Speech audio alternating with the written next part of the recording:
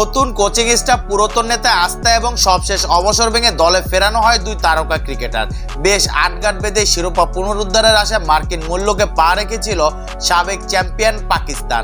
আইসিসির সহযোগীদের যুক্তরাষ্ট্রের এবং চিরপ্রতিদ্বন্দ্বী পাকিস্তানের বিপক্ষে লো স্কোরিং ম্যাচে অবিশ্বাস্য হারের পর এখন বিশ্বকাপ থেকে ছিটকে যাওয়ার শঙ্কায় বাবর আজম বাহিনী।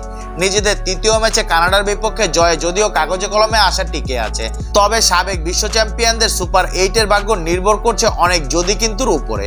যুক্তরাষ্ট্রের বিপক্ষে আপসেটের পর হাই ভোল্টেজ ম্যাচে ভারতকে মাত্র 119 রানে আটকে দিয়েছিল পাকিস্তান, কিন্তু এই ছোট লক্ষ্য তাড়া করতে নেমেও ব্যর্থ হয়েছে দলের ব্যাটাররা।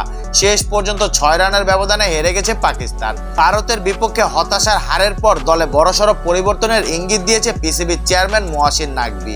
গণমাধ্যমে দেওয়া সাক্ষাৎকারে নাকভি বলছে, মনে হয়েছিল পাকিস্তান ক্রিকেট দলের জন্য মাইনর সার্জারি যথেষ্ট, কিন্তু এই ধরনের বাজে পারফরমেন্সের পর এটা পরিষ্কার যে দলে মেজর সার্জারির দরকার। চলতি বিশ্বকাপে ব্যর্থতার পর আসন্ন টুর্নামেন্টের জন্য প্রস্তুত হতে দলের বাইরে থাকা প্রতিভাবানদের সুযোগ দেওয়ার সময় এসেছে বলে মন্তব্য করেন পিসিবির প্রধান।